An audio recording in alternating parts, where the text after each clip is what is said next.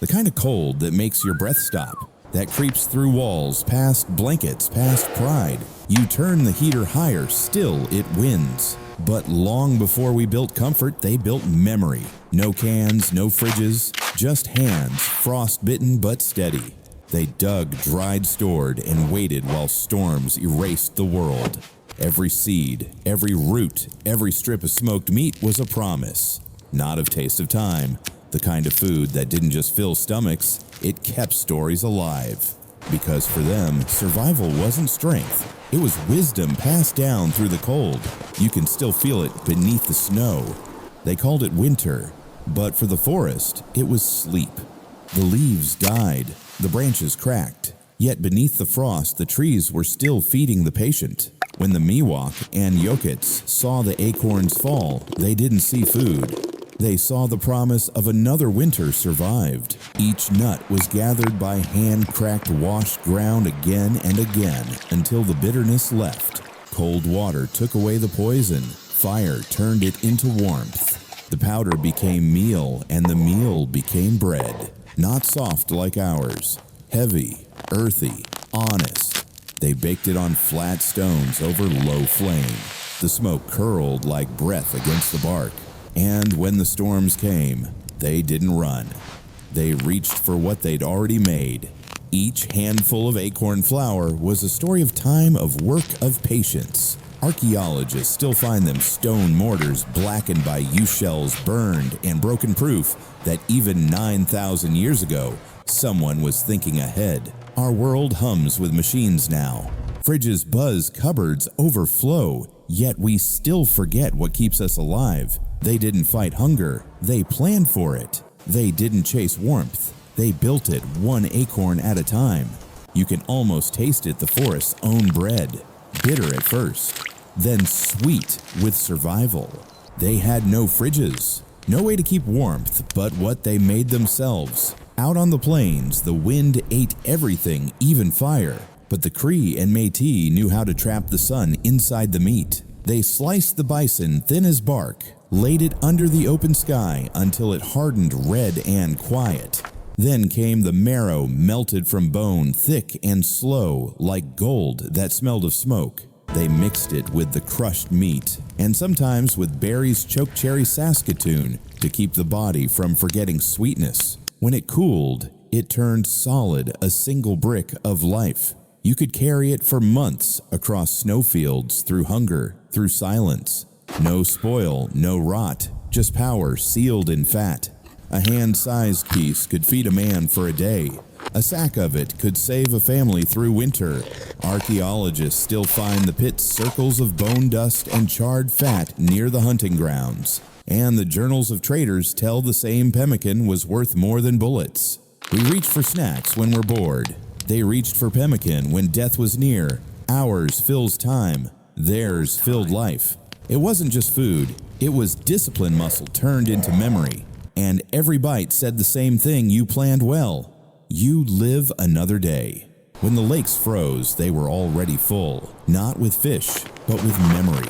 Before the first snow, the Ojibwe and Dakota moved quietly across the water, 2 men in a canoe, one guiding, one tapping gentle rhythmic, and the rice fell like rain. Each seed hit the boat with a sound like soft bones. They gathered it, dried it over slow smoke, and threshed it between hands hardened by wind. No machines, no noise, just breath and rhythm. The lake gave them grain, and they gave it patience. When winter came, that patience turned into survival. Wild rice was more than food, it was time sealed in husk. It fed the old, the weak, the traveler lost in white silence. It carried iron from the water, minerals from the earth, and warmth from the work itself. Archaeologists still find blackened grains carbonized in clay, buried deep in silt, proof that long before farming, the lakes were already fields. The harvest wasn't about abundance, it was about endurance. We boil our rice in comfort now, electric hum, clean water, easy flame. But they boiled it in gratitude with smoke rising through frozen air. They didn't just eat from the lake, they listened to it. Because wild rice wasn't just food, it was the breath of the lake, slow, quiet, alive. In the dead of winter, color was a memory. The world turned white, the trees gray, the fire thin. But deep inside bark baskets and skin pouches, color waited. Dark purple, deep red. Life pressed into silence. They called it the berry that waited. When the last summer sun began to fade, the women gathered salal and chokecherry. They crushed them by hand, their palms stained black. They spread the pulp on cedar bark, let the smoke dry it slow. Then came the oil salmon seal or candlefish mixed until it gleamed like amber in the dark. No sugar, no jars, just patience and breath. Those fruitcakes hardened into medicine sweet enough to remind the body, sharp enough to keep it alive. A piece no larger than a hand could keep a traveler warm for miles. When the snows came and hunger spoke, they unwrapped the color of summer. It was soft, smoky, and alive with memory.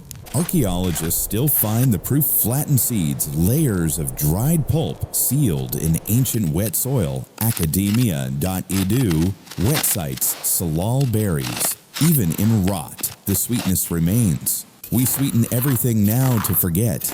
They sweetened to remember. Each bite whispered the same promise: the sun will come back.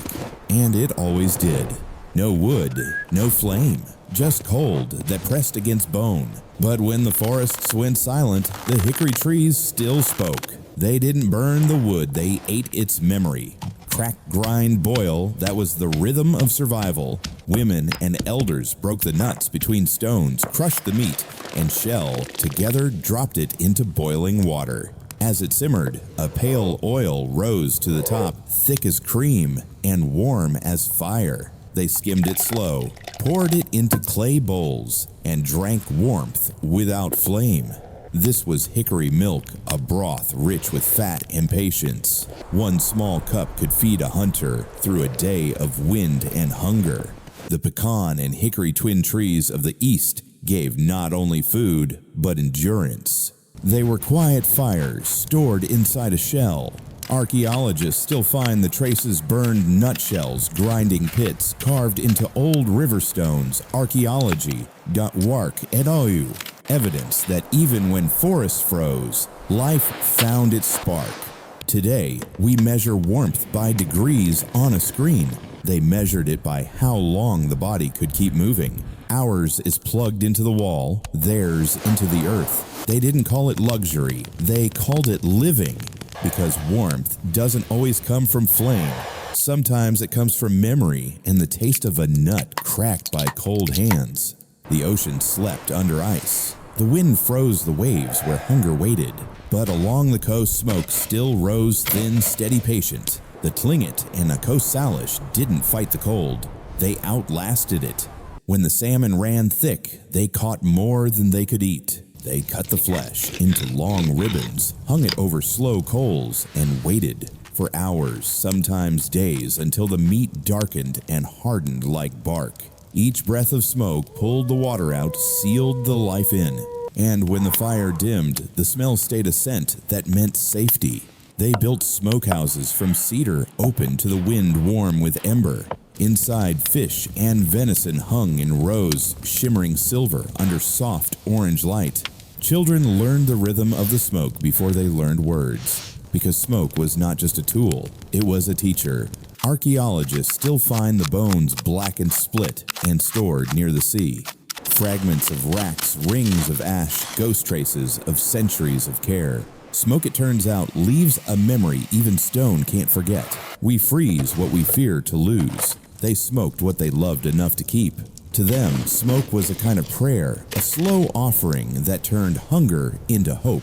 Even now, if you breathe deep near an old fire pit by the coast, you can still smell it. The pantry made of smoke. Beneath the frozen earth, they waited. Not for rescue, for roots. While snow sealed the sky, the Nez Perce and Wabanaki remembered where sweetness slept. They dug before the frost came. Camas bulbs, ground nuts lifted from dark soil like hidden suns. Each one small, plain, humble, but beneath its skin, sugar born of patience. They roasted them in earth ovens lined with stone, sealed under moss and ash. For 2 days, sometimes 3. The air smelled like smoke and rain. The ground hummed with slow fire. When the pit was opened, the roots were no longer white. They'd turned bronze, soft, and sweet as honey. It wasn't fast food. It was slow faith. Starch transformed by time. Energy stored for months when the world forgot warmth. Archaeologists still find the proof: charred bulbs, rings of burnt stone scattered across the northwest plateau. Every blackened pit is a chapter of endurance, every roasted root a memory of survival. Today, we crave instant heat, instant meals, instant life. But they learned a truth we've buried, that the sweetest things come only to those who wait. They didn't fight hunger with abundance. They faced it with patience. Because some fires burn underground, and they taste like roots. Where trees were rare, pine was life. Out in the Great Basin, no rivers, no forests, no mercy. But in the dry wind, the pine stood patient, heavy with cones. Each autumn, the Paiute, Shoshone, and Washoe gathered beneath the trees. They struck the cones down, cracked them open, freed the seeds from resin and ash. Tiny, bright, enough. They roasted them until the shells split and golden oil ran out food fuel and faith in one handful. Those nuts kept hunters moving and families alive through hunger's edge. They traded them across valleys, a silent covenant of life in a land that gave little. Archaeologists still find the proof pits lined with pine shells, black with ancient fire. Even the smallest seed can outlast centuries of wind. We waste crumbs now. They built futures from them, because inside every pine nut was warmth, quiet, eternal. The desert gives nothing until it decides you've waited long enough. Heat is the only harvest, and the Tohono O'odham knew when to gather it. Under the burning sun, they raised long poles to the saguaro giants, each one crowned with red fruit, bright as coals, soft as blood. They caught the fruit, split it open, cooked the sweetness down for hours until sunlight thickened into syrup, poured into bricks that could last all winter. One bite carried the heat that once tried to kill them. The desert fed them through patience, not mercy. Archaeologists still find the traces: carbonized seeds, blackened hearts beneath the sand. Proof that even the driest world remembers sweetness. We called the desert empty.